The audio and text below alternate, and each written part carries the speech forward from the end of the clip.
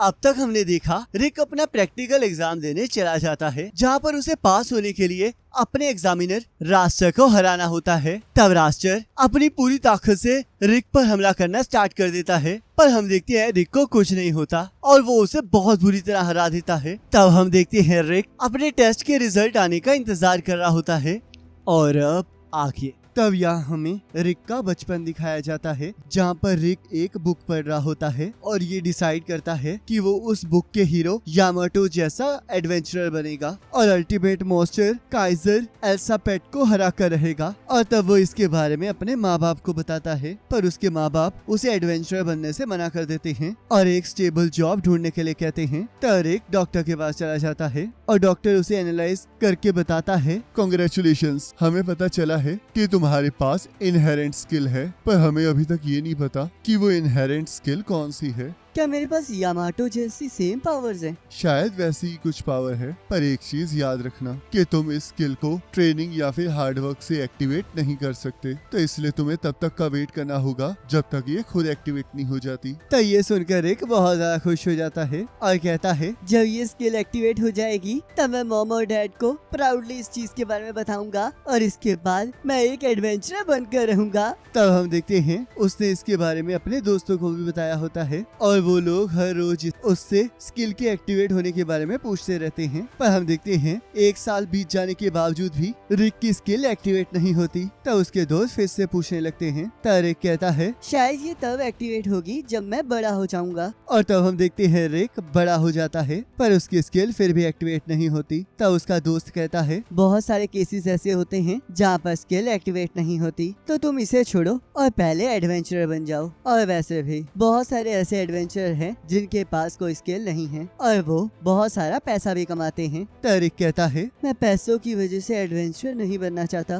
तब हम देखते हैं रिक टाइगर रोड गिल्ड में एक रिसेप्शनिस्ट बन जाता है और इसके बारे में अपने घर वालों को बताता है, जिसे सुनकर वो लोग बहुत ज्यादा खुश हो जाते हैं। तब रिक अपनी जॉब शुरू कर देता है, जहाँ पर वो अलग अलग एडवेंचरर से मिलता है और रोज अपने स्किल को जगाने की कोशिश कर रहा होता है, पर हम देखते हैं कुछ नहीं होता। और ऐसे ही वो एडवेंचरर का सपना देखते देखते 30 साल का हो जाता है। तब यहाँ एलिसा को काम में कुछ दिक्कत आ रही होती है। तब रिक उसकी मदद करता है और कहता है, अगर इसमें टाइम लगता है तो तुम पैनिक मत किया करो। और हाँ, मॉन्स्टर्स सिटी में अपीयर हो रहे हैं, तो मुझे लगता है बहुत सारे क्वेस्ट जल्दी ही आने वाले हैं। बहुत सारे मॉन्स्टर्स कई बार अपने घोंसलों से बाहर आकर इधर उधर घूमते रहते हैं और जो यहाँ पर आते हैं वो पक्का लो रैंक मॉन्स्टर्स होंगे, तो इसलिए ज्यादा चिंता करने की जरूरत नहीं है। तब एलिसा कहती है, तो फिर ठीक है, मैं प्रिपरेशन स्टार्ट कर देती हूँ ताकि हम सब कुछ आसानी से संभाल सकें। तब हम देखते हैं रिक का एक दोस्त जायद वहाँ आ जाता है और उसे अपना बी रैंक का मेडल दिखाता है और कहता है, आखिरकार मैं प्रमोट हो ही गया, अब मैं अपनी एडवेंचरर की जॉब से बहुत पैसे कमा सकता हूँ। तब रिक उसे कांग्रेचुलेट करता है और रात को घर जाते जाते कहता है, तो जायद अब बी रैंकर बन चुका है, पर मैं तो 14 सालों से एक ही जगह पर बैठा हुआ हूँ। वैसे तो मेरे पास एक स्टेबल इनकम है और मुझे इस काम से कोई कंप्लेंट्स भी नहीं है, पर मेरा सपना तो एडवेंचरर बनना था। अगर मैंने भी एडवेंचरर बनना चुना होता तो आज मैं भी किसी रैंक पर पहुंच जाता, पर आखिरकार अब मैं इसके बारे में क्यों सोच रहा हूँ, अब तो इसका कोई फायदा नहीं है। और तभी उसे लोगों के चिल्लाने की आवाज सुनाई देने लगती है और तब वो एक मॉन्स्टर को देखता है और सोचता है, ये तो एक जाइंट ट्रोल है, आखिरकार एक मिड रैंक मॉन्स्टर यहाँ पर क्या कर रहा है। तब रिक देखता है एक लड़की उस मॉन्स्टर के पास से गुजर रही होती है और वो उसे बचाने के लिए आगे बढ़ जाता है। तब रेनिट कहती है, प्लीज जरा साइड हट जाइए। पर हम देखते हैं वो उस मॉन्स्टर को एक ही बारी में काट देती है, जिससे रिक हैरान हो जाता है। तब रेनिट कहती है, मुझे बचाने की कोशिश करने के लिए शुक्रिया, पर इसकी कोई जरूरत नहीं है क्योंकि मैं एक एडवेंचरर हूँ। तब रिक कहता है, मैं तुम्हें बचाने की कोशिश कर रहा था, पर तुमने तो मुझे सच में बचा लिया, तो इसलिए थैंक यू। वैसे तुम्हारा नाम क्या है? तब वो दोनों एक दूसरे को अपना नाम बताते हैं और रिक कहता है, तुम सच में बहुत ज्यादा ताकतवर हो, क्या तुम बी रैंक करो? तब रेनिट मना कर देती है, रुको, क्या इसका मतलब तुम ए रैंक करो? मैंने पहली बार किसी एडवेंचरर की फाइट को इतनी पास से देखा है, पर तुम सच में बहुत ज्यादा ताकतवर हो। मैं ए रैंकर भी नहीं हूँ, बल्कि असल में मैं एक एस रैंकर हूँ। जिसे सुनकर रिक शॉक हो जाता है और सोचता है, तो ये उन एस रैंकर्स में से हैं जिन्हें गिल्ड की रजिस्ट्री से निकाल दिया गया है, क्योंकि ये लोग बहुत ज्यादा स्ट्रॉन्ग हैं और अब मेन ऑफिस इन्हें डायरेक्ट मैनेज करता है। ये सभी लोग तो सुपर टॉप क्लास एडवेंचरर्स हैं। मुझे कभी नहीं लगा था कि मैं एक एस रैंकर से मिलूंगा, तो अब जब मैं मैं एक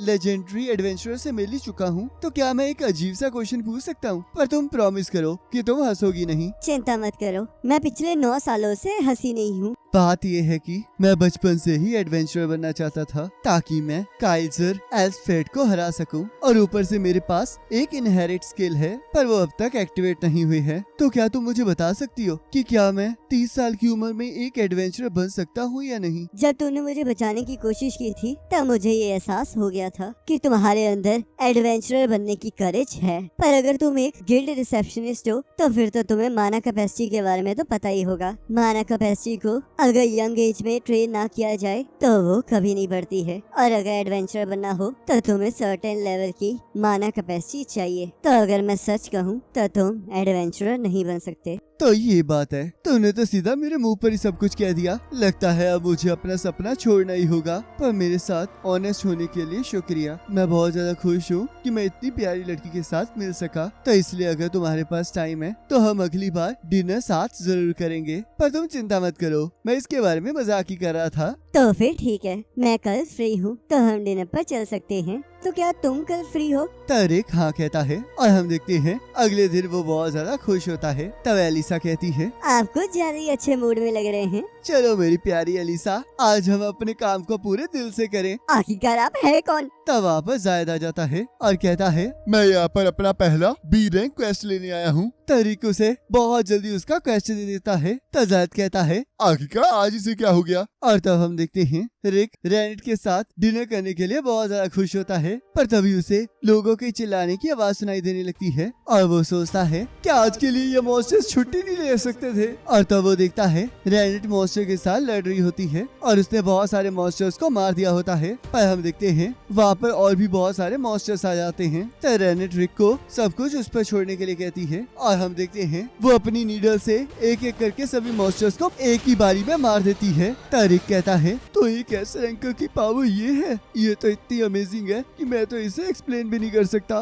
पर तभी रिनेट को एक ड्रैगन के वहाँ होने का एहसास होता है, जिससे उसे अपने बचपन की कुछ यादें याद आ जाती हैं और वो डर जाती है। तभी एक मॉन्स्टर उन पर हमला कर देता है, पर जायद आकर उन्हें बचा लेता है और कहता है, रिक, आखिरकार तुम इतने सारे मॉन्स्टर्स के बीच में अपनी डेट को लेकर क्यों आ गए? और तब हम देखते हैं 2 और एडवेंचरर्स वहाँ आ जाते हैं। तब जायद रिक को बताता है कि उन्हें गिल्ड ने भेजा है और तब वो सभी लोग मिलकर उन मॉन्स्टर्स को हराने लगते हैं। तब रिक सोचता है, तो एडवेंचरर्स ऐसे लड़ते हैं, मुझे पता है कि मैं एडवेंचरर नहीं बन सकता, पर सच में मुझे बहुत जेलसी हो रही है। तब रैनेट कहती है, यहाँ पर बहुत ज्यादा खतरा है क्योंकि यहाँ पर आसपास ड्रैगन है। जब भी मुझे ड्रैगन के मैजिक का एहसास होता है तब मेरी बॉडी ट्रॉमा के कारण अपना संतुलन खो देती है और मैं मैजिक को कंट्रोल नहीं कर पाती हूँ। तब रिक कहता है, पर आखिरकार यहाँ पर ड्रैगन कैसे आ सकता है? पर तभी हम देखते हैं एक ड्रैगन वहाँ पर आ जाता है, जिसे देखकर सभी लोग हैरान हो जाते हैं। तारिक कहता है, तो फिर इसी वजह से मॉन्स्टर्स यहाँ पर आ रहे थे, वो लोग इस ड्रैगन से डर रहे थे। तब जायद कहता है, एडवेंचरर्स का एक रूल है कि कोई भी ए रैंक से छोटा एडवेंचरर ड्रैगन से नहीं लड़ेगा। पर तभी वो ड्रैगन उन्हें घूरने लगता है और हम देखते हैं एक एडवेंचरर डर के मारे उस ड्रैगन पर हमला कर देता है, जिससे उस ड्रैगन को गुस्सा आ जाता है और हम देखते हैं वो अपने दहाड़ के जरिए ही उन सभी को नीचे गिरा देता है। तब जायद कहता है, हम लोग इस चीज से नहीं लड़ सकते, तो चलो यहाँ से भागे। तब सभी लोग वहाँ से भागने लगते हैं, पर वो ड्रैगन एक बैरियर बना देता है जिसे वो लोग तोड़ नहीं पा रहे होते। तभी रिक आगे बढ़ने लगता है और जायद कहता है, आखिरकार तुम क्या कर रहे हो रिक? तुम बस एक रिसेप्शनिस्ट हो। जैसा अभी चल रहा है वैसे तो हम मरने ही वाले हैं, पर अगर मैं इसके सामने खड़ा हो जाऊंगा तो शायद मैं एक एडवेंचरर की मौत मर सकता हूँ। पर मुझे पता है कि मैं इससे नहीं लड़ सकता और ये तो बस मुझे अपने नाखूनों से ही चीर डालेगा। चीजें बहुत ज्यादा आसान हो जाती अगर मैंने अपने सपनों को छोड़ दिया होता, पर मेरा खून अंदर से उबल रहा है। मैं हमेशा से ऐसे ही जीना चाहता था।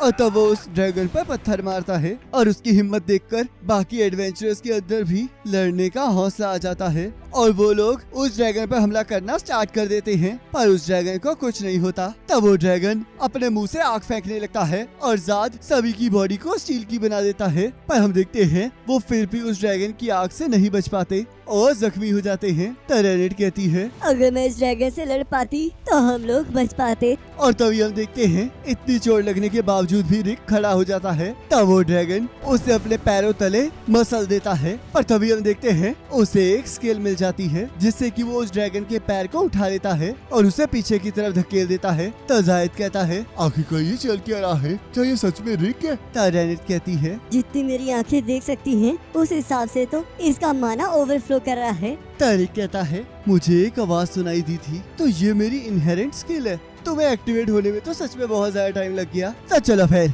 आ जाओ बेवकूफ लिजर्ड, मैं तुम पर अपनी स्किल को टेस्ट करूंगा। और तो वो ड्रैगन रिक पर हमला कर देता है और हम देखते हैं रिक अपनी स्किल से उसके हमलों को रोक देता है और अपनी पूरी पावर से उस पर हमला कर देता है, जिससे हम देखते हैं उस ड्रैगन का सिर उड़ जाता है और सभी लोग ये देखकर हैरान हो जाते हैं और रिक वहीं बेहोश हो जाता है। तब हम देखते हैं एक हफ्ते बाद रिक को होश आ जाता है और उसे अभी भी दर्द हो रहा होता है। तब रेनेट कहती है, आपको इस टाइम आराम करना चाहिए। आपके बॉडी के सारे मैजिक सर्किट्स टूट चुके हैं, पर ये तो चमत्कार ही है कि आप अभी तक जिंदा हैं। आखिरकार तुम मेरा इतने टाइम से वेट क्यों कर रही थी? मैं आपको अपनी टीम द और कैलकम फेस्ट में इनवाइट करना चाहती हूँ। हमारी पार्टी का गोल भी काइजर एल्सफेड को हराना है। तो क्या इसका मतलब वो मॉन्स्टर रियल में है? आपने बिल्कुल सही कहा। और मास्टर रिक, आपने कभी भी हार नहीं मानी और अपने हौसले से लड़ाई की। मुझे पूरा यकीन है कि आप अभी भी स्ट्रॉन्ग बन सकते हैं और हमारे साथ लड़ सकते हैं। तो इसलिए मैं इस बात की गारंटी दे सकती हूँ कि आप एक एडवेंचरर जरूर बन सकते हैं। पहली बार किसी ने मुझसे ये कहा है। क्या सच में मैं एक एडवेंचरर बन सकता हूँ? मैंने अपनी जिंदगी के 30 साल गवा दिए हैं। क्या मैं पक्का एक एडवेंचरर बन सकता हूँ? रेड हाँ कहती है। तब हमें प्रेजेंट का सीन दिखाया जाता है जहाँ हम देखते हैं रिक पास हो जाता है और उसे ई रैंक एडवेंचरर का बैच मिल जाता है। तो रेनेट कहती है, अब आप एक फुल फ्लेज एडवेंचरर बन चुके हैं। सही कहा, और ये सब कुछ सिर्फ तुम सभी की वजह से हुआ है। मैं बहुत ज्यादा खुश हूँ कि मैंने आज तक हार नहीं मानी और इसलिए आज आखिरकार मैं एक एडवेंचरर बन चुका हूँ। और इसी के साथ एपिसोड खत्म हो जाता है और नेक्स्ट एपिसोड का लिंक आपकी स्क्रीन पर आ रहा होगा, उस पर क्लिक करके अगले एपिसोड को देख सकते हैं।